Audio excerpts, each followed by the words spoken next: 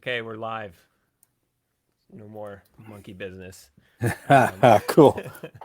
So, I guess first of all, thanks so much for taking the time to hang and talk a little bit. I mean, That's a pleasure.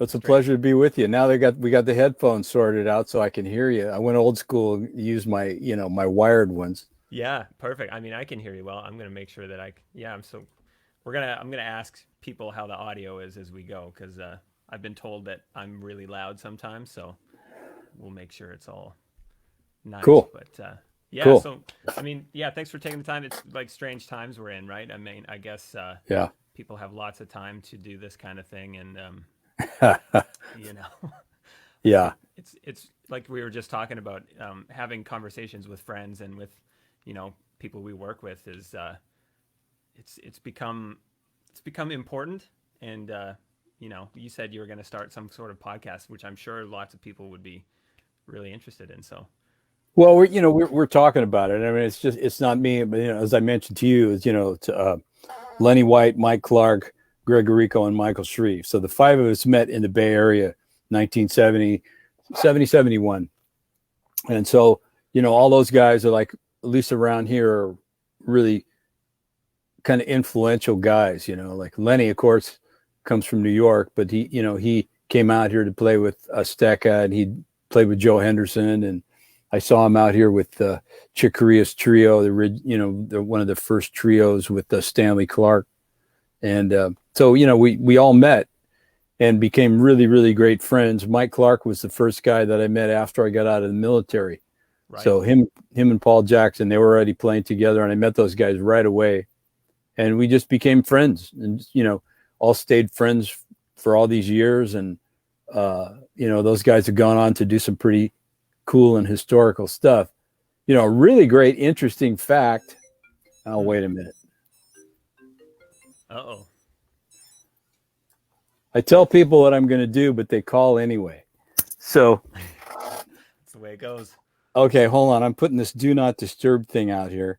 Sure, maybe I should do the same thing. Incredible. So It's my birthday today. the factoid that we were talking about was Yeah, Lenny White played on Bitches Brew, Miles Davis Bitches Brew, and they recorded that 24 hours after Woodstock. 24 hours. 24 hours after Woodstock. So that's a pretty monumental few days there. Yeah, pretty massive. That's amazing. So Yeah, it's pretty cool. kind of playing into the like just talking about the Bay Area, I wondered, how has the Bay Area changed over the years? I mean, into like musically and kind of culturally. What have you noticed has happened? Well, of course, today, people are a lot more tense, and it's just harder. It seems to be it's harder for people to coexist these days. I Hmm. don't know why that is. It's just the times, everything changes always. When we were starting out, playing, talk about that era, it was just, really a fantastic thing here, musically, creatively. There was so much great music going on. And, society at the time was kind of in upheaval, the late 60s, 1968 and into, early 70s. That was, society was at crossroads then, Right. and so, but the music thing here was always, at that time, was always with people together. We were always together. Everybody was, there wasn't really any crazy racial things. People lived together. We all got along great, still do. I mean, all my friends from that time period, we still pals, and Right. all those things didn't matter, the your cultural differences and all those things. um, it was art, it brought people together, brought us all together, and was just a really great thing. Today, I live here. I mean, I don't play music here that much like I used to. I used to be involved in the music scene here a lot, but now, with Tower and stuff, we're gone all the time. least Right. we were. We were gone. Yeah. But so, so I have a lot of friends here still. They work around town. They, the area, and have recording studios and do different things, Hmm. and very busy with the things that they do. It's still a lot of great musicians live here. It's still a really interesting place, and the thing that kind of set it apart, I think, in the early 70s was it was just such a cultural mix, and the music was so different, all the different kinds of music that were going on that was influencing everyone. You were hearing all these different styles of music. There was, of course, the funk and all that stuff, but there's, the psychedelic scene in San Francisco. There was Right. great world music. There was a great jazz scene. There was Latin music. There was great classical music. So there was just everything that was happening. You were hearing this stuff all the time, and it Right. just influenced all the players. And so the drummers were a really unique bunch in that. And also, let's say just the whole music thing. Everybody was trying to mix all of these different styles together. It was fusion before it was fusion, Right. And Yeah. so that was kind of the thing everybody was trying to do. And so the players that came out of here were really influenced by all of this music. And so they were kind of, these multi-headed, music people. It was really interesting, and Yeah. so that's kind of what Tower came out of that. Was the all those influences. We play a type of music, it's a kind of music that we do, but still the influences that created it were pretty broad. Right. Yeah. Very kind of cultural mixing pot. Right.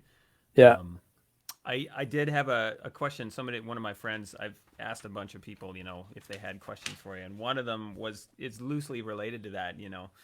He was asking about your studying with Changuito from Los Van Van, and he wondered about how funk and Afro-Cuban rhythms are related, what their relationship is, at least in your experience and your interpretation. I think you're the first person that's ever asked me that question about Changuito. Oh, I think that that person might have gotten that from watching Greg Bissonette on Drumeo, could because have. he was talking about Changuito in there. And I really didn't study with Changuito. I did, from afar.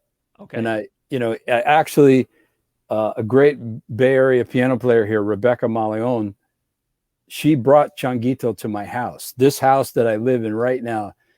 Changuito was visiting, so she brought him over here for the afternoon to hang out and play. Wild. And it was so fun, man. We had such a great time. He's such a cool guy and Amazing. such a unique player. But the Afro-Cuban stuff, the timba and all that, that's the modern stuff.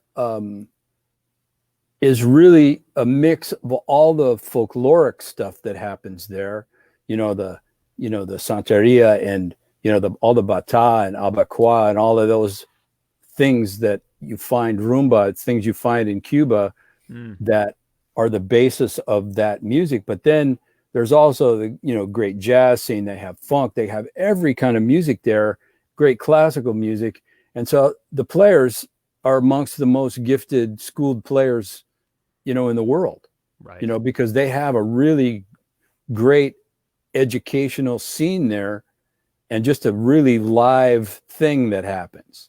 Right. And so the funk and the mix of the timba and all that stuff, Changuito, I guess, was the first guy to mix all those things together. And so Ignacio Baroa told me one time that when Los Van Van went to Europe for the first time, and they returned with recordings of Tower of Power and Cold Blood. Really? Yeah. Because when Changuito came to my house and we're playing and we're like going back and forth on the drum set and, taking turns and exchanging ideas and all that stuff. His thing, man, it had clave. It was like, all of the funky stuff that you hear him do on all the recordings, and you know, but it was just like a Bay Area guy. I mean, he had those funky beats, man. It was so cool, and but it was it all around clave. So it had more of the flavor of the the Afro-Cuban stuff in it, Right. but it was brilliant, man. I mean, but it was like listening to somebody that grew up right here in the Bay Area, the way that he put it all together. It was just the guy's so brilliant, man. The way that he just so creative in the way that he put everything together, and Unreal. created a whole thing. It's just pretty amazing. That's But he's a amazing. beautiful guy, and still very influential. No kidding. So I like what have you pulled from all of the, Cuban styles and Cuban music, and what ideas did you exchange with Changuito when he was at your place? I mean, We just played, we just exchanged beats, and kind of threw stuff back and forth at each other, and we had some food here, and he likes rum, so I got him some rum, and he's like relaxed, and he's just, Rebecca was translating and all that stuff because Changuito didn't speak any English, so right. it was just really a fun deal. Now, when I had my trio that I was with Michael Spiro and Jesus Diaz, called Talking Drums, and so that was we were all kind of like co-leaders of that thing. It was such a great experience, and I learned so much about that music. But I don't play it in an authentic way.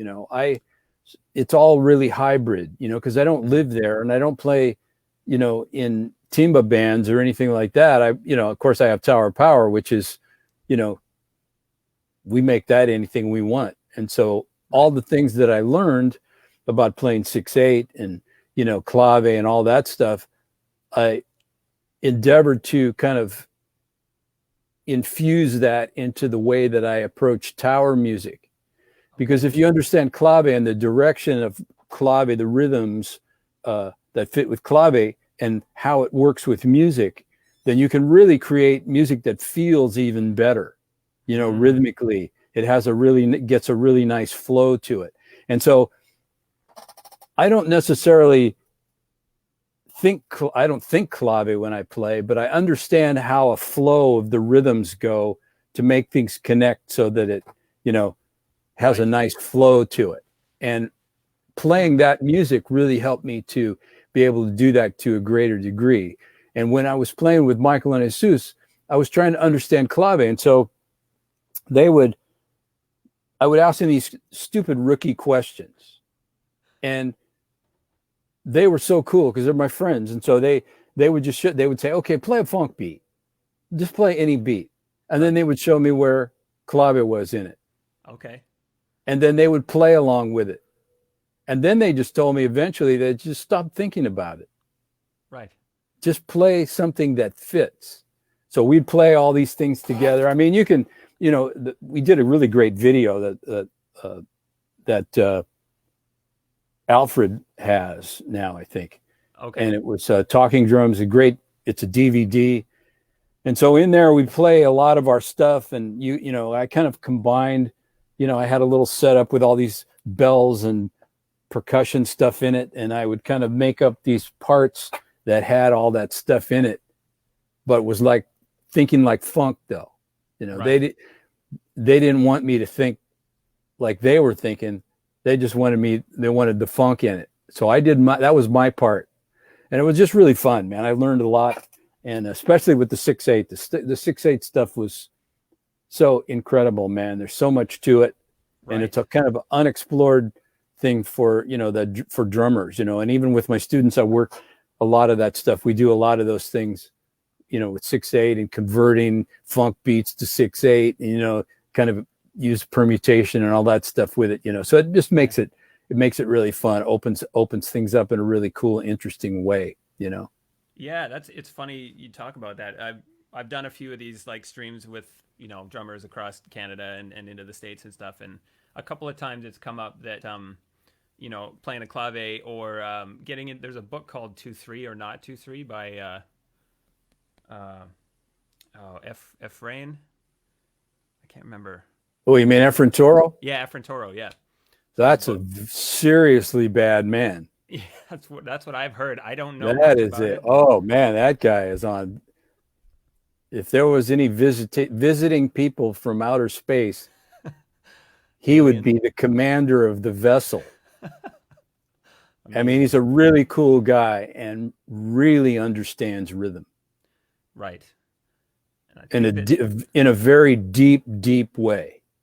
right. And I think that was yeah. There's Nathan just popped up on the thread here. So he's watching. He's the one that asked the question about Changuito, and we've had this talk about Efren Toro and his idea of really having an understanding of all parts of the beat that aren't the strong parts, like the downbeat. You know, um, yeah, Yeah. he seems like a complete alien, and it seems like it makes drumming and your understanding of rhythm very deep if you go past the strong parts of the beat and get into the clave Well, and all of those. if you explore rhythm as language, Mm, then it gets pretty deep, because really that's what it is. That's our alphabet, really, and how we construct our view of rhythm, construct rhythms. And so if you study rhythm, that's our stock in trade, right. is that. And so the more you understand rhythm that goes beyond bar lines, the greater you're able to communicate, your ideas, Mm-hmm. For sure. And I'll be honest. I mean, my thing is like playing pop country and rock music and stuff like that. And Nothing wrong with that. nothing wrong with it. It's great. I love it. But I'm starting to dig a little bit deeper again, back into, you know, getting back into playing a little bit of jazz and, started working through future sounds again, which is Oh. incredible, which I do want to talk about. Obviously I'm sure you talk about it a lot, but, yeah, it's a rabbit hole. I mean, the further I go down, the more I realize I know nothing. The more you know, the less you know, kind of thing. I So hear you. it's kind of No, daunting. it's a lifetime deal, because rhythm is, at its root is, there's math in it. It's mathematical, and so Mm-hmm. that being an infinite concept. I mean, there's it's an endless variety of stuff that you can come up with, and each person can come up with things that are dramatically different than the next person That's right. because of it. And so to think that someone would say, well, I don't want to think about math when I play. Well, you don't have to think about it, but that's what you're doing. Mm-hmm. And so if you use that understanding as a way to help you learn, then to me, that's an intelligent use of the concept. Right. You're using it as a tool to help you expand your vocabulary. Right. So it's the same as having a big vocabulary with the language that you speak. Just because you know a big word doesn't mean you're going to say it. Right. You say it in the right context. Absolutely. Right? Just because I know what prestidigitation means, doesn't mean that I'm going to throw that into the conversation. And so rhythm right. is like that. You study so that you can be more articulate in the situations that you're in the musical conversations that you're in. Mm. Right?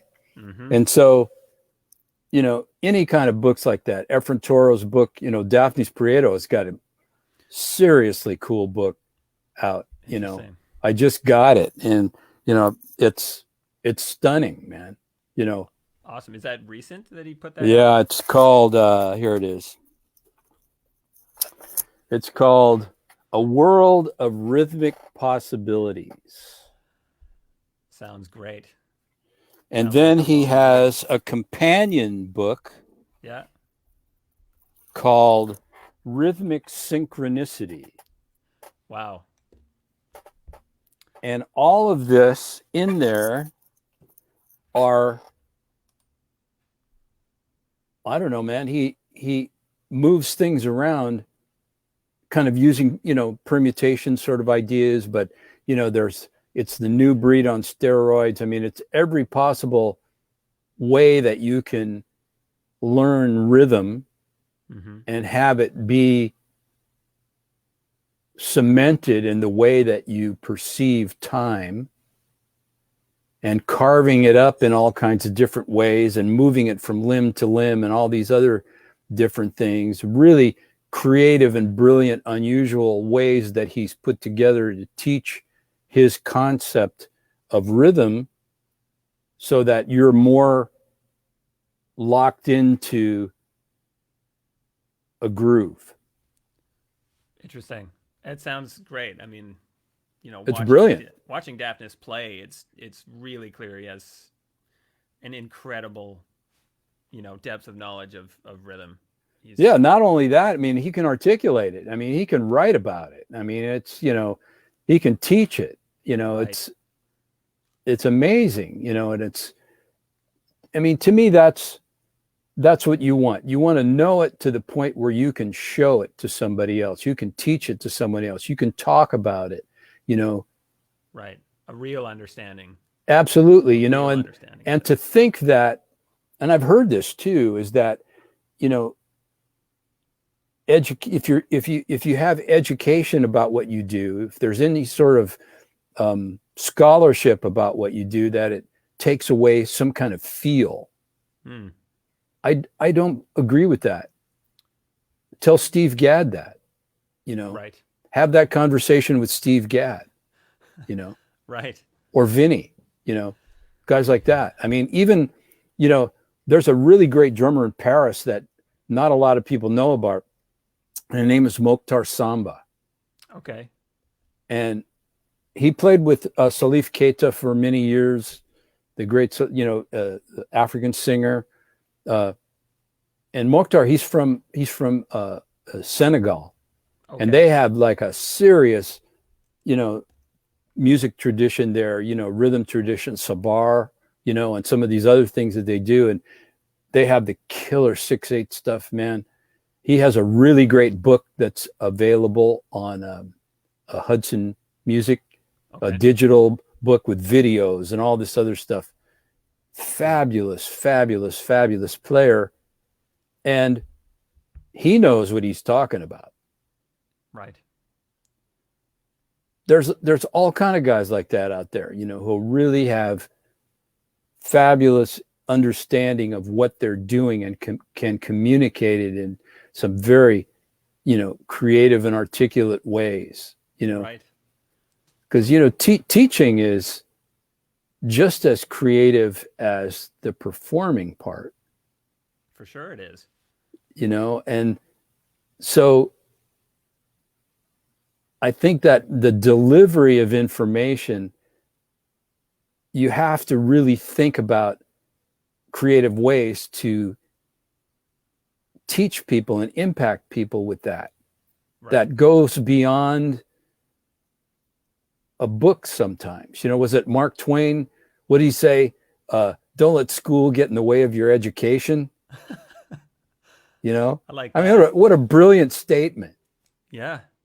you know, Incredible. and yeah. So, you know, learning is just such a incredibly broad subject, you know, and if you kind of stay away from learning, you're depriving yourself of really a great way of deepening your whole understanding about what you do.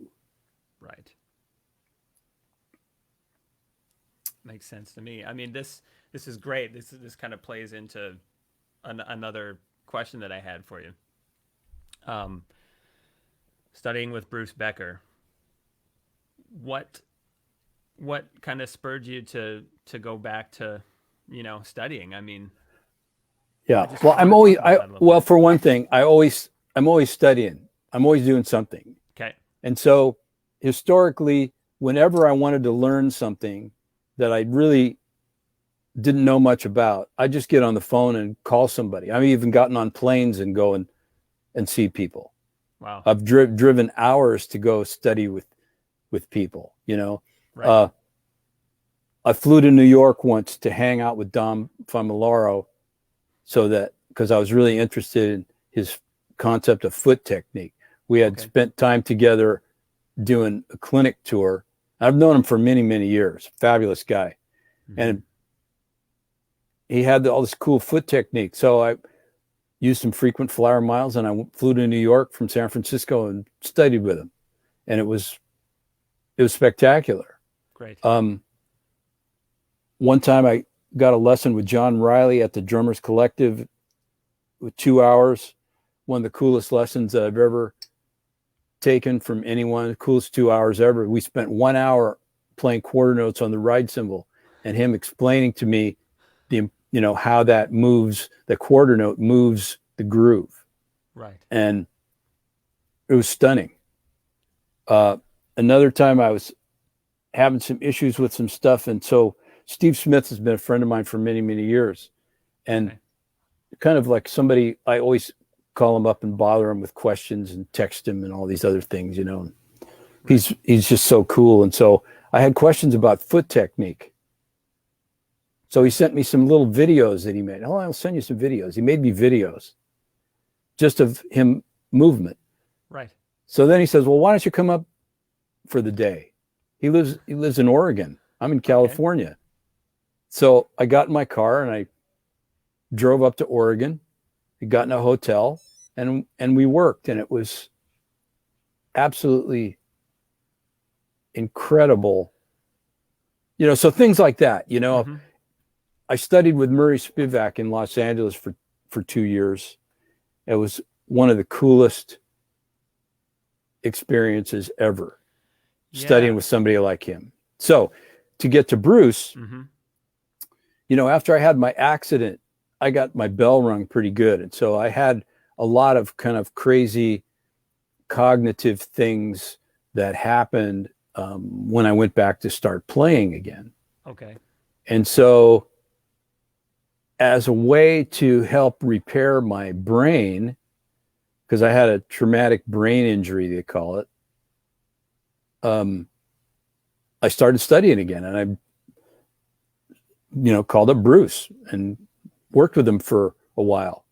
And it was very, very helpful, just to kind of have that focus, right.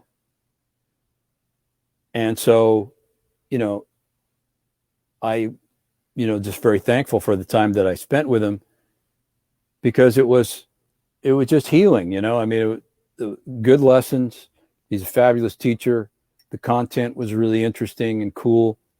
And it was just a great experience, Great. So Bruce is right in there with all the other guys I've studied with that, had an impact on me, in a number of ways. And all these guys that I've worked with, they're all have really creative ways of delivering the information to you. Mm-hmm. And it's all very intelligent. It's all very, kind of thought out.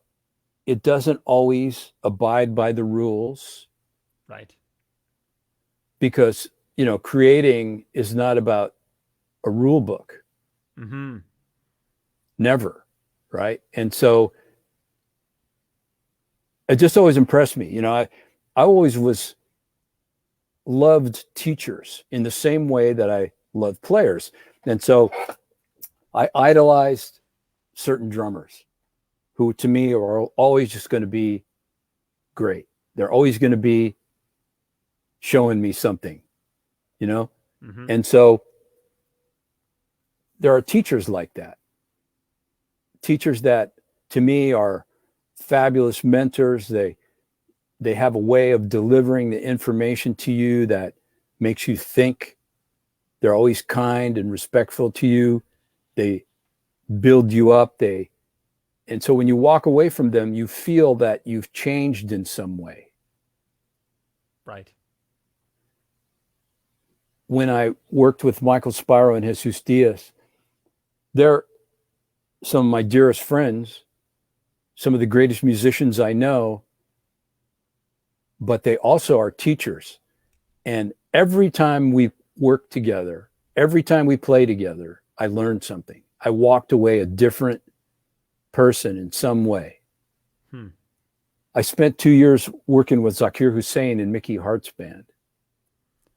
And with Zakir, it was the same kind of experience. We had such a great time together. He's just a brilliant man.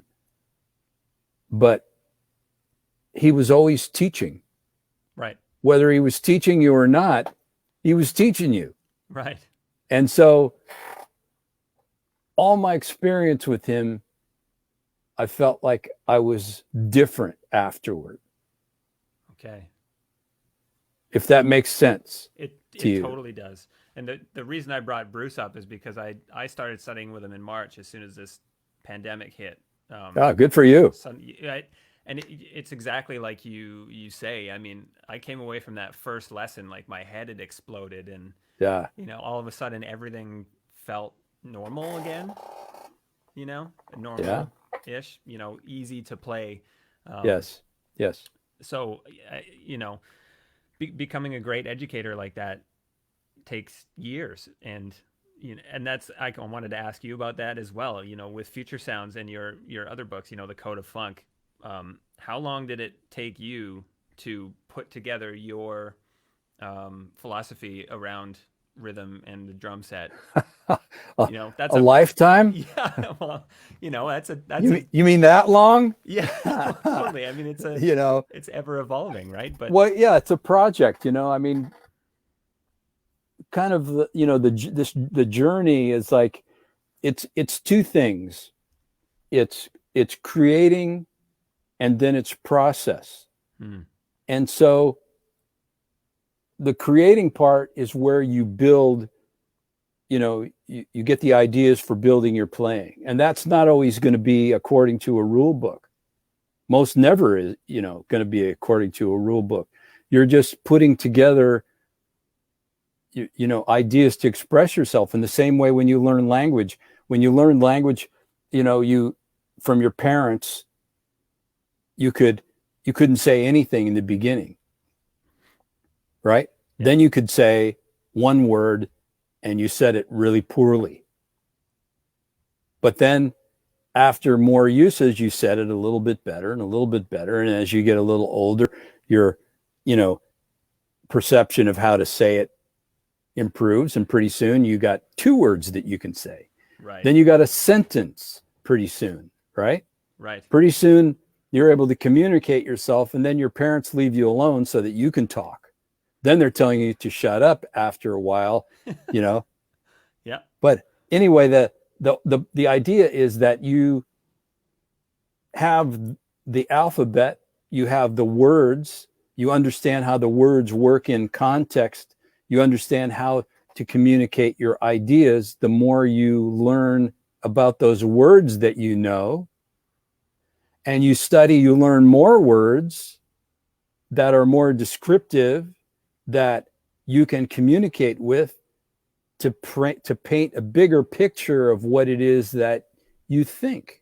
Right. And so creating a voice musically is the very same thing.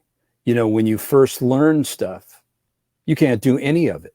You suck, You suck for a really long time. And so after a while, pretty soon, you can play a beat. Maybe you can get through a few bars, stumble your way through something. But then through the process, And that process is every day, right? All the time, right? I was just reading something that talked about persistence and perseverance. That persistence is energy, and then perseverance is endurance. And you need those things when you're working, right? So your persistence is your ability or your will, which is your internal power, right? You use your will to every day sit down by your willful decision to sit down every day and work on something, right? You're bringing forward with you in your life all of this stuff that you're working on all the time, these little bits of information. That's persistence, right? And then to be able to do it for a long period of time, to endure for a long period of time, that's the perseverance part. Right. I read another quote recently. I'm reading this book called Limitless by Jim Quick, and who incidentally has a really cool podcast called Quick Brain. It's really cool. Okay. But in the book, he talks about genius is persistence in disguise. Okay. So as people, we're always looking at someone and saying, oh, they're a genius, somebody who we really view as really gifted.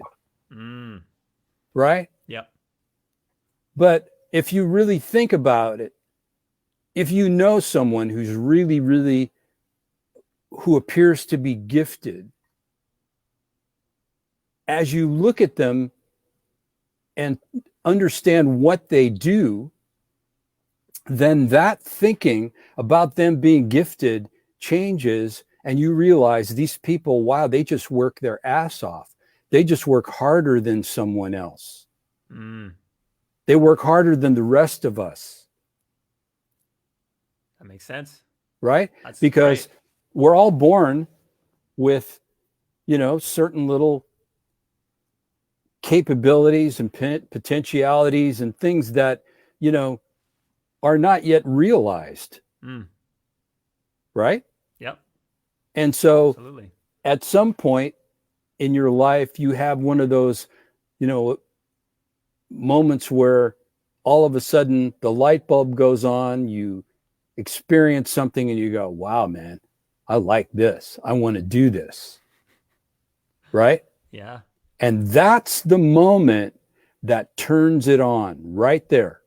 And so if you follow that and you're persistent and you persevere, you study, you apply yourself, you do the things that others won't so that you can do the things that others can't, right? That process. The goal is, of course, you want to be this badass player. You want to be this badass cook. You want to be a badass gardener. You want to be a badass something. That's the goal. What's the process? The process is the steps, right, that we take to get to where we want to be. When I was 17, I had this little kind of idea of what kind of player I wanted to be and what kind of, what I wanted to see in my playing, what I wanted to do, because I had these guys that I really admired, and I wanted to play like that. I wanted to have personality in my playing. I wanted to have, when somebody listened to me, they knew it was me. Right. I couldn't do shit. I couldn't do any of it. But that didn't keep me from having the idea that I wanted to do it. Yeah, right. Right? And that's the same with everyone. You have these ideas and things that float through your head. Okay, well, you can say, well, I could do that. Or you could say, I can't do that. Each one's true. Each one sets you in motion toward something, toward yes or toward no, right? Right. And so with playing, with the thing we're talking about here, developing our playing, in my view anyway, the harder you work at something, the more consistent you are with that, then that starts to that has a serious cumulative effect in terms of building all those things in your, in your playing. Right. That was kind of long-winded bullshit, but anyway. That's great. I mean, that's what this whole thing is about, anyways. You can be as long-winded as you want. I I thought it was great. I mean, that's the kind of stuff that I think a lot of people want to hear with this kind of thing. I I could ask you what kind of sticks you're playing, and what kind Actually, of I got some of those right here. yeah. This is a good spot to do this too. This whole thing is sponsored by Remo. Oh, Uh, my good folks. yeah, my rep at Coast Music kind of hooked us up with a couple of coded ambassadors and Remo drum keys to give away. Good. So the catch is we got to do some kind of like quiz or trivia question for people to win one of those, or just two of them. So Cool. I thought a good question would be still on the same track, talking about future sounds. I think if the first person to name all of the sound levels of your two sound level concept from loudest to quietest. I can do it. Okay. Yeah, and I can too. But whoever does it in the comments first gets I'll mail them an ambassador and a drum key. And then we gotta ask another question. And Eric says, make the trivia about Tower Power keyboardists. That could be a long question. Yeah, well, it could be a simple one. Okay. If somebody really knows their stuff. Well, if Eric wants Eric's a friend of mine. He's a keyboard player. So if he wants a coded ambassador and he can answer the question, yeah, that's good. Yeah. So there's the question. That's the first question. If somebody puts it in the comments, they get a drum head first. Then we'll come back to that and do the second one in a bit here. Did I answer your question that you asked me about future sounds before I rambled off into some other? To be honest, I don't. What was the question? What did I ask? I don't know. Something about. Well, never mind. We'll get to it. I'm sure we'll get to it. Yeah, it's fine. We'll get to something like it. Yeah, exactly. Which reminds me too. How much time do you have? Are we good for time? I don't want. Yeah, we're good for a little while longer. I got another. Today's Tower Power Day. We have a business meeting today. We're kind of discussing, what's coming, if anything. The plan. Yeah. That's a scary thought, isn't it? I mean, what have you guys been doing so far through the well, besides sitting on the edge of the bed and staring at the floor, not much else. Mm-hmm. We're dark, and so our last gig was here in the Bay Area on March 8th. Okay. And then everything just stopped. We had signed with a new booking agency, and they really blew up our calendar this year with all kinds of really great shows all over the place, man. Tours, all kinds of stuff. And we're not doing any of it at the moment. So it could, there could be something in October. That's what we were told. But then again, that's not likely with all of the, the resurgence of all these things, because people won't wear masks and protect each other, help each other out, which is complete nonsense. Mm-hmm. And so it just makes it tough for there to be a real resolution to things, because people won't band together in their effort to, stop whatever this is. It's incredible. Totally. So anyway, that's a side deal. So if nothing happens, it's possible that nothing could happen this year. That's very similar up here. I mean, are you guys doing any writing? Are you doing any remote writing or anything like that? We haven't. Guys have their own kind of little projects and things that they've been doing. Some guys have been teaching. I have students I've been doing teaching and working on a little project here. I've done a couple things for people. And then actually there's one really cool project that's out right now that just came out, and it's Brent Carter and friends doing that Isley Brothers tune, Work to Do. Yes. I watched that the other day. Somebody sent me that. Yeah. That was cool. That was pretty fun to do, and that's a really cool thing. So those are the kind of things that are going on these days for people, Okay. Cool. Sam just commented accents and non-accents. Yes, those are the two sound levels, but I want the five levels. There's five instruments, five or three instruments, and the two levels that they're at on us, like 1 to 5, loudest to softest. So not there yet. That's a start. It's start, yeah. It's start. That'd be a really easy question too. Okay, so let me see where we're at here. So going back to developing your sound, you're 17, you're figuring out who you want to emulate and things like that. Fast forward a few years, you're playing with Tower Power. You've got your thing figured out. I guess I will ask you, how did you figure out your tuning, your sound, like the palette that you use with Tower Power, and how do you get that across to people when you go into the studio? Do you have you try to have a relationship with the engineers, or do you let them do their thing? How was that process through those first few years, and how has that kind of changed? Well, when we first started doing recordings, we just didn't know anything. We had the opportunity to record a lot, but we still were inexperienced in it because, having great studio chops and having great live chops, it's kind of two different things, And so we really didn't understand the studio thing that well. We just played the way that we play, and, used to do take after take after take after take and all this stuff. I remember when we did back to Oakland, we were in Seattle recording it, and we were doing that song on there called Just When We Start Making It. It's a really cool ballad, kind of like, just a really cool arrangement and all this stuff. Mm-hmm. And at the end of it, the out section is organ solo. Well, we tried like crazy to get that, and we couldn't get a complete take. We'd get parts of it. Right. We'd get this, we get that. But, somewhere along the line, we couldn't make it happen. So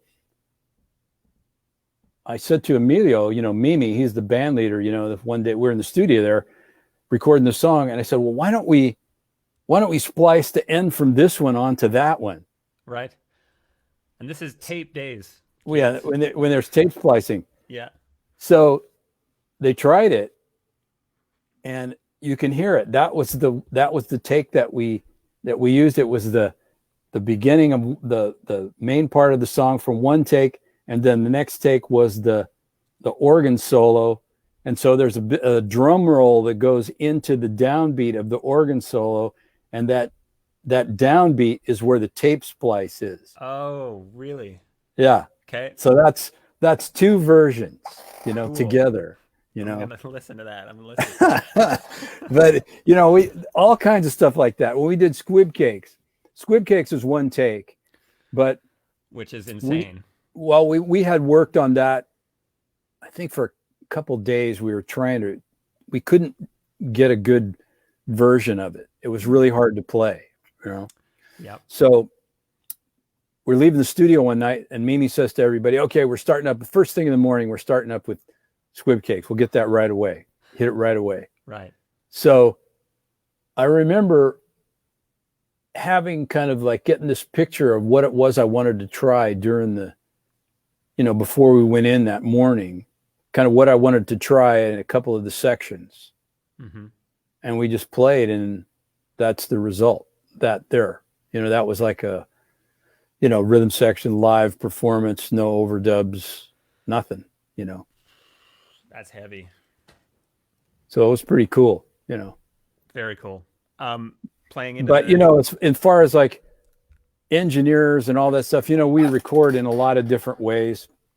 Now we're much more skilled at it, and we have to do far less takes. It doesn't take us hours to get a song now. We can do it pretty quickly, really, even when there's no rehearsal. So, we go in and we just create and make things up, So sometimes everything centers around a drum beat. Sometimes we're building a song, an actual song that we create parts for, and all of that. So it's all of the above. On this last bunch of recordings that we have out, these last two recordings, the Soul Side of Town and Step Up, those are the two most recent ones that came out in the last 2 years. One, that the Step Up just came out March 20th. So half of that was done in Sacramento with live rhythm section tracks. And the other half was done in Los Angeles at Joe Vanelli's, who produced, at his studio in Los Angeles. And those things were done with, started with drums only. So, yeah, so we would rehearse and I would do what I normally do. I make myself a chart with all the places in there where I want the transitions and all that stuff. And I'll make up beats and all this stuff for the sections like I always do, and kind of have a picture of where I'm going with it. And then, you know, they kick the other guys out of the room. And so we're going to start with the drums. And so I would do section by section and we would craft parts and I would play fills and all this stuff. And, you know, I can visualize what the thing is, the end result is, which makes it easy. So I'm not guessing. I know it's going to work. And so I just connect, you know, one of my parts to another with a fill or some other kind of way. You know, it's just like if you were to program with buttons, except you're doing it as a person. You know? So you're kind of programming yourself, you know, and use it with Pro Tools and all that stuff. So Joe is a fabulous engineer, and he kind of plays his studio like an instrument.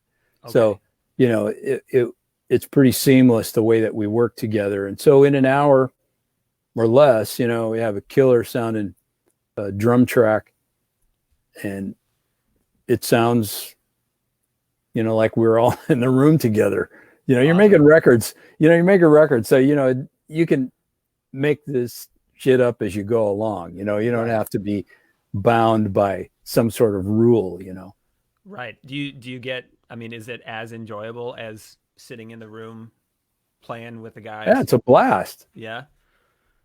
Interesting. Yeah, it's a blast because, you know, kind of like the other way is, you know, they're waiting for the drummer. The drummer's got to get a good take, but then everybody else gets to overdub. So it's the same thing. It's the just in reverse, you know, sorry dudes.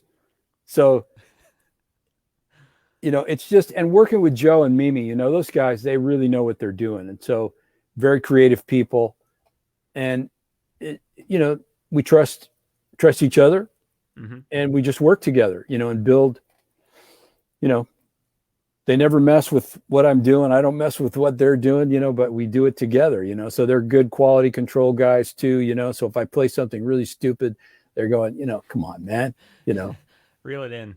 Yeah, exactly. Oh, that's funny. So Sam says, I think he's got it. Oh, look, I get to see this. Oh, cool. Yeah, we can throw it up on the screen. Yeah. So yeah, I think that's it, right? Yeah, somebody looked at the book. Sam, did you look at the book? Come on, man. You probably did. Might have. Well, I'll send it out to him anyway. So well, wait a minute. Let's take a look. Let's take a look on page 7. Put it up on the screen. Let's see how he did. Can I see that? You know what? I also have the book here. Snare drum, bass drum accent. Yeah, hi-hat. Bass drum, non-accents. Snare, non-accents. There you go. That's it. We have a winner. Sam, congratulations. Yeah. Awesome. I'll get that out. They haven't arrived yet. I'll have to get them out when they arrive. But there you go. So I wanted to ask you, you know, you don't have to go into, you know, a bunch of detail, but in the 80s and 90s, you left Tower for a bit. What happened in there? What was your reasoning? What did you end up doing? Well, the reasoning is because the band was a bunch of alcoholics and drug addicts. And these were my friends, you know, my brothers, you know, and it was painful to watch all that going on because it had replaced really, you know, the love of the music. You know, when you're around people with addictions, the addictions are the most important thing that happens. Right. And so sadly, there's no room for anything else but their habits. Right. And so it was too painful to be around. So I left and I went and looked for other things to do.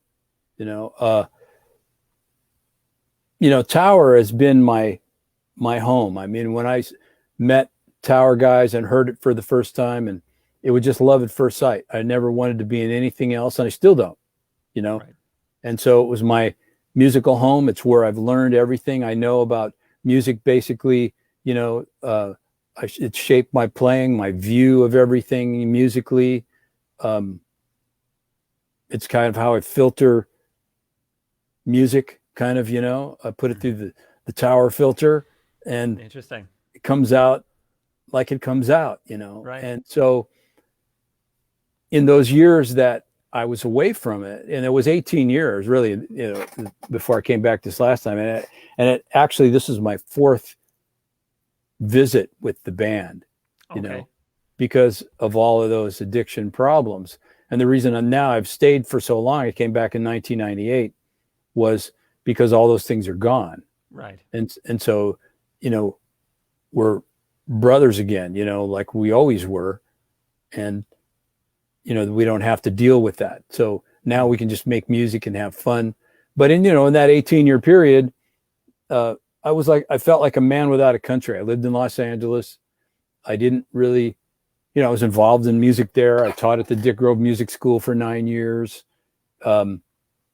Worked around town, met a lot of great guys, did a lot of great playing, but it was never fulfilling to me in the way that Tower is, and I think one of the reasons for it is with Tower is because we don't ever have the conversation, I don't like what you do. I think what you do could be better, or I wish you did this. We never have those conversations. Never. Right. It's not even, it doesn't even come up, because we're like a family, a musical family. We like being together. We get people in the band whose playing we would not change. So the person that you play next to, you don't have any desire for them to be anything other than what they are, if that makes sense. It totally does. And so we accept each other as people, as musicians, and the star of our show is our music. And so we work together to present that. And if people can't function as a team, then we look for people that can. That's how we do it. We're always try to keep the band full of people who enjoy being together and working together. And I believe that influences our performances. I think people see it. They know when they're seeing something real and something genuine. They know if you like each other or not. Mm-hmm. Right? Mm-hmm. All those things are so easily communicated, I know of bands, you do too, stories of bands and even no bands, where they just hated each other, but then they went out and they played. Yep. And I can't imagine what that would be like to be in it. Yeah, in an environment that's just hostile while you're trying to, most people, if it's a successful band, they stay together because financially there's, that's what's going on. There's a lot of money involved, and you don't want to, you want the money to go away, For sure. But mentally, like the toll mentally. Oh, of course. But you're not thinking about that. You're not thinking about that if that's not your landscape that you're operating in. Right. You know. Right. Well, So we, I guess, we're the equivalent of like a, in terms of those bands that are successful, we're probably like a $50 gig. right. We make enough money so that we're really comfortable. We work hard. We work all the time. But we got to work to keep the lights on. Absolutely. And so that's what we do. That's what we do. Well, you guys, it's very blue collar, in that regard. You guys play like upwards of 200 shows a year, right? Yeah, we've done that. Yeah, this last year, in 2019, we only did 100. Only.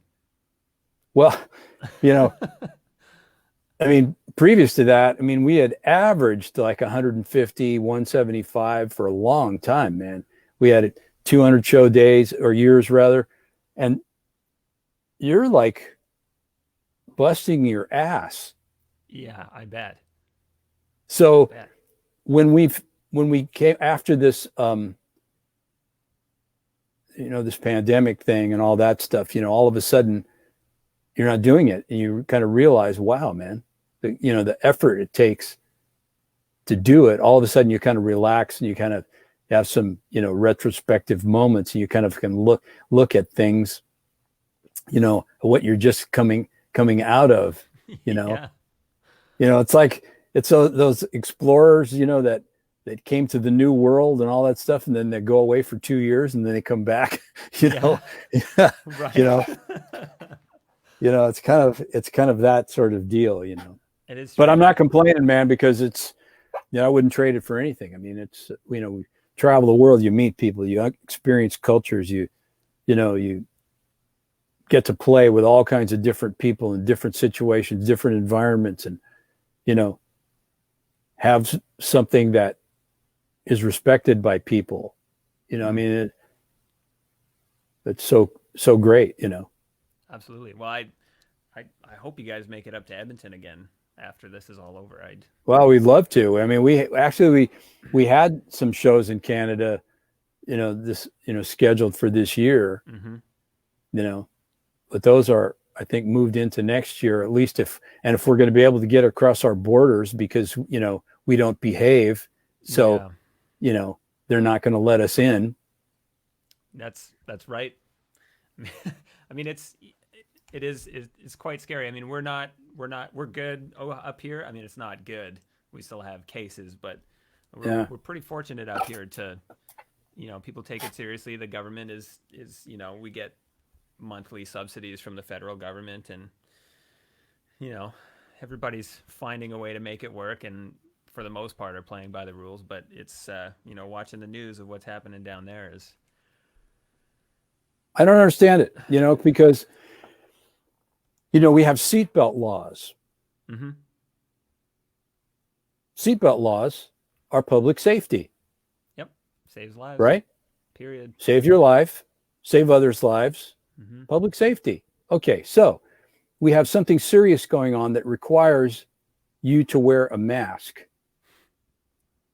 There's not a law, but not yet anyway, but you wear a mask for what reason? It's public safety. Mm-hmm.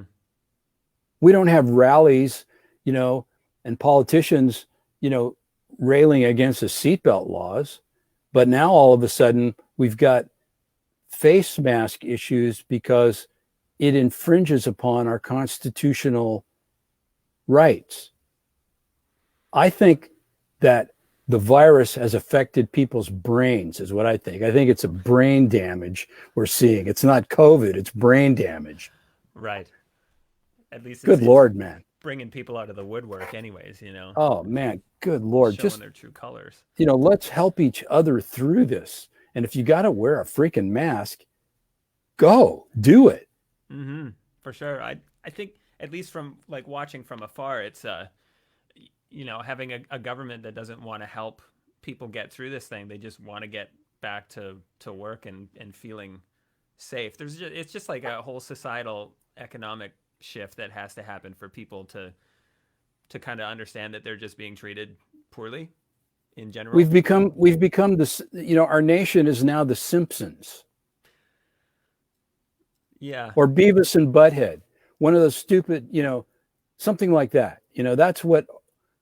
That's how people are viewing what we have going on here. And it's really, really sad, that Unfortunate. that goes on, good Lord, man. Yeah. Well, anyway, let's talk about the drums. Sidetrack. Yeah. I guess I have a couple more things to touch on, but Sure. But first we should do that other trivia question, whatever it is. You said you had an easy one about keyboard players in Tower. Yeah, what about it? I don't know. Do you have something we could use to give somebody a drum head? Well, if Some factoid. is that a fair question, that the Tower Power keyboard players? I suppose not. Hey, we should. It should be a drum related question. I think that's fair. Sorry, Eric. Eric is not going to win a drum head, or maybe he will. Yeah, maybe he will. That's correct. Maybe he's a multi-instrumentalist. Maybe. Yeah, exactly. I'm gonna have to. I'll think about it a little bit further. Look at my list of things here. Okay, so I kind of strain a little bit from the drums, but playing with a bass player like Rocco, and now sorry, I can't remember. Mark, that's correct. Yeah. Playing with a bass player like those guys, writing process. What's that like? Clearly they're just phenomenal players, and having a very extreme understanding of rhythm and particularly note length. Yeah. What's it like playing with those guys? What's it like writing with those guys? Is it obviously there has to be some kind of just unspoken thing that happens when you play and write together. I guess. Well, if you think about somebody that you get along really well with, that you don't really have to, you just can feel each other. You understand how each other thinks, and you just instinctively move together. It's like that. So with Rocco, let's talk about Rocco first. Tower has a very specific way that we interpret rhythm. We interpret rhythm in a kind of different than everybody else in a way. All the notes are very short, very clipped. 16th note is shorter than an actual 16th note. An eighth note is shorter than an eighth note, or eighth note would be a 16th note in a way. The way that you interpret the length of notes and how you relate that to the rhythmic scheme that you're playing in. And so when I first started playing with Rocco, and I've told the story a few times, but it still blows my mind. When we first started playing together, I always make cassette recordings to listen to. And I noticed that when I would play on my ride cymbal, he would play very legato long notes. And when I would play on my hi-hat, he'd play very short notes. Now, if you understand Rocco, Rocco does not know really very much about what he does. He doesn't, and that's by choice. He doesn't really care. He really doesn't. And so he has things that he can play, and a way that he approaches things that's very different than everybody else. He made up his own technique to play the bass. He didn't have any formal lessons. He's not a reader. Really doesn't understand, harmony that well, but he can play with a drummer like nobody's business. He's like glue, like radar, very instinctive sort of a player. So given what I was listening, what I said about hearing those recordings like that, I asked him, I explained it to him. I said, Rocco, I'm listening to this tape, man. And when I play on the hi-hat, you're playing short notes. When I play on the cymbal, you're playing the wide notes. I said, why do you do that? And he says, well, because I think it's what I should do. Hello? I mean, people go to school and get degrees Yeah. so that they're able to maybe do that. And all he did was he just listens and then he relates it to the length of the note that he plays. Right. That's instinctual. It's that Yes. thing that he just has. Yeah. We So, were he talking just about earlier. plays in a very instinctive sort of way, all the way that we're all supposed to be, really, Mhm. and you combine that instinct with, some knowledge, and you got a pretty powerful thing going, Mhm. So Mark is he stylistically, he's really close to Rocco's thing, in terms of how he plays with us, but Mhm. he has a really broad musical landscape that he comes from. He can play jazz, Latin music, all kinds of stuff. He reads, he composes, he's a pretty skilled player, but he has that instinctive thing with his ear and all that stuff, like Rocco, the same thing. And again, another guy like Radar, can play with a drummer like nobody's business, so Yeah. he's the perfect guy for that spot, in the band. Rocco's health became an issue, and he was having a lot of problems. We go out, on trips, and after a couple of days, he's really struggling. It even ended up hospitalized. So we'd have to either have Roger play keyboard, bass, Mhm. and or we'd have to bring somebody in, and that became a really big problem. It was happening pretty consistently. So Mark had been subbing for Rocco for, I don't know, 15 years, something like that. And Hmm. everybody loves him. He's a cool guy and plays really fabulous, plays the music well, and has his own thing. He's a very unique player and individual, and just fit with us perfectly. So he Hmm. was the logical next step in that, in that spot, So an easy transition because he'd been playing already with Yes. you guys for Yeah. years. And we knew him, really well. And he's one of my great friends. I've done stuff with him. He's like a brother of mine. I mean, we've done stuff together for so long now, outside of Tower, Okay. and have a relationship that was outside the band too, playing in other things, Right.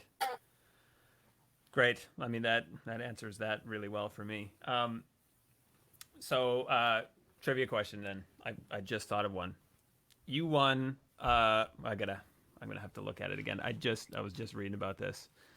What award was it? Oh, that's right. The modern drummers, the the Digest poll for R&B Funk Drummer of the Year, 5 years in a row. I think it was. Is that correct? Yeah, something like that. Yeah. So first person to say what years what those were, I'll give them a Now I'll that give one them you're a on your key. own, because I don't even remember what those years were. I'll look after it. I mean, yeah, I'll look after it. I'm sure somebody will get it. I mean, you could Um, also ask somebody how long I've been playing Vic Firth sticks. oh, okay. Well, let's pick one. Which one is it? Or both? How about you have to Well, answer both? okay, both would be good. The Vic Firth one is really obscure, so Okay. I'm hoping they'll answer during this live stream. So maybe that might be a it's. stretch. I've talked about it. It's kind of known, but not widely known. So, Okay. A long time, short time, oh, long time. you're getting warmer. Okay. Well, Brennan just answered the other one, the other question. So he'll be the. I think I'll give it to Brennan, but just for fun, should we have somebody try and answer that one? Yeah. Okay, we'll circle back. I have a couple more things, and then I won't take up too much more of your time. Yeah, and then I'm going to have to head out because I got this tower thing coming up here in a minute. So Absolutely. I mean, we can wrap it up pretty quick after this. This is a short one. Um, Gary Chafee's linear pattern series. Have you been through that? Has that entered into your playing at all or your concepts? Do they have any relation at all? That's sure does. yeah. I met Gary. Let's see, we went to Boston for the first time in 1973. It was one of our first trips. No, well, I take that back. We had been to Boston a few times, but this was the first time we went there. We did a live there's a live recording of us playing at a club there in Boston in 1973. That's the one called the East Bay Archive, Volume 1. East Bay Archive. Volume 1. And that was in Boston. Okay. And so I met Gary through a bunch of guys, Casey Sherrill and some other guys who were going to school at Berkeley at the time. And they came to the gig and we started hanging out, and they would come. I think we were there for like 3 nights or something. And so they came every night to hang out. Mm-hmm. And so they took me to meet Gary and Alan Dawson, and just kind of some of the guys that were around there at the time. And so with Gary was the percussion, and he was the polyrhythms instructor at Berkeley then. The polyrhythms instructor. Yeah, he was teaching polyrhythms. Okay. And his handouts he was using became his first books. And so you get the first books, the ones that look all handwritten and all that stuff. Those were from his handouts from the class. Really?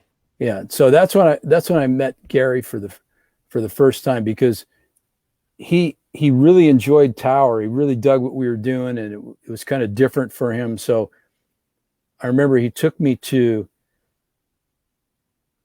have the faculty ensemble listen to me. This was like, if you were standing around a bunch of guys with lab coats on, it was kind of that vibe. And this was Pat Metheny and Dave Samuels and, some of those guys that were in the faculty ensemble at Berkeley at that time. And so we're in one of their classrooms at Berkeley there. And so we played a little bit because he wanted them to hear what I was doing. Right.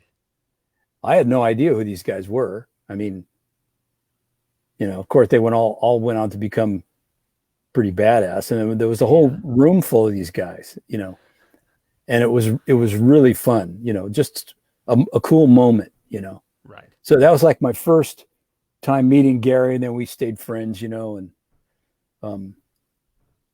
I've worked out of his books. His books to me are like reference material, because they're really, really well written, very deep conceptually.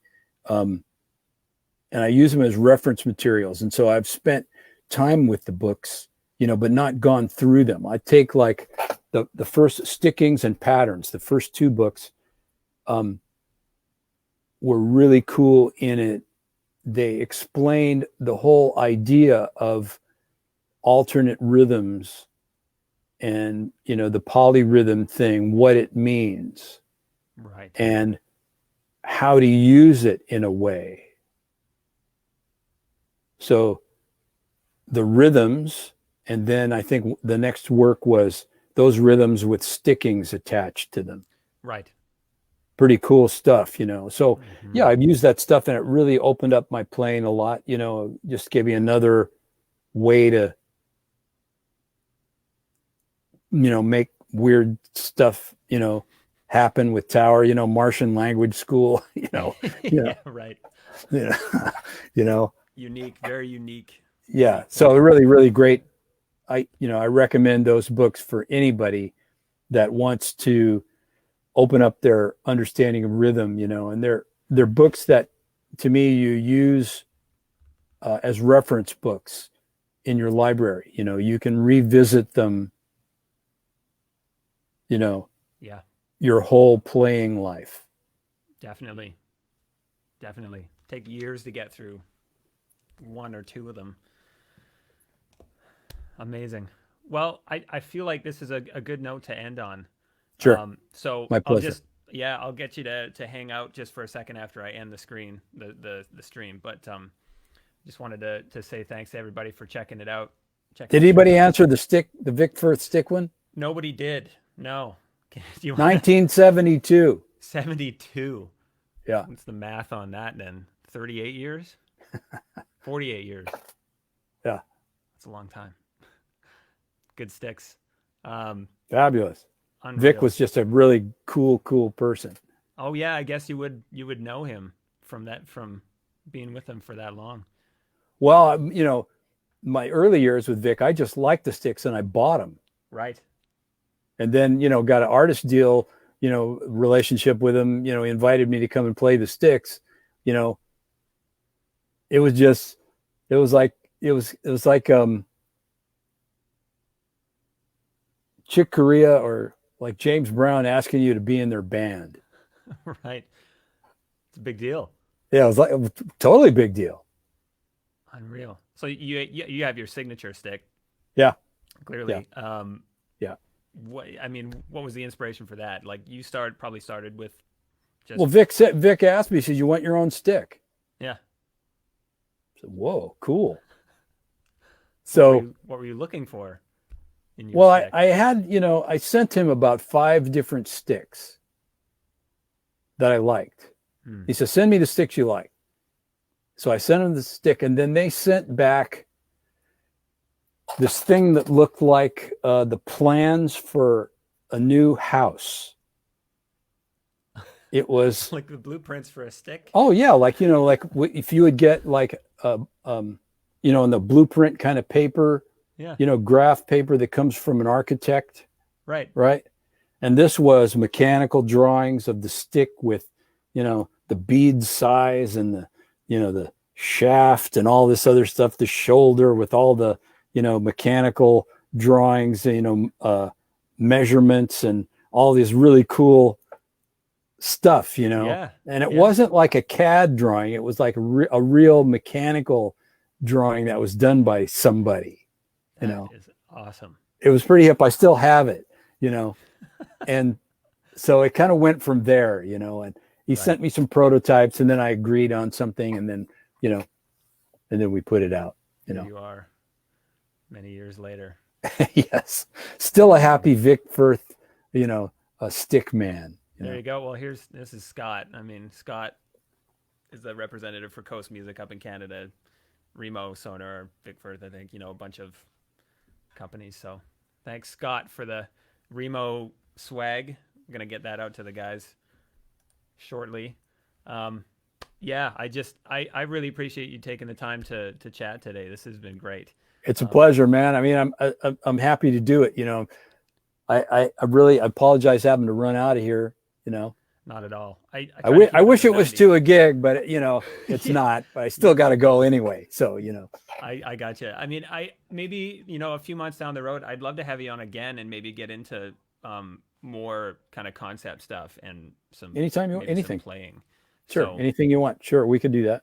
Cool. I'll send you an email again. But again, hang on for a second. I'm just gonna thank the people. Sure. I'm gonna stop the thing and then we can just chat for a quick second. So stay safe, everybody. Yeah. Thanks again, David, for coming, and thanks everybody for checking the stream out. I'll hopefully have another one coming up again soon. And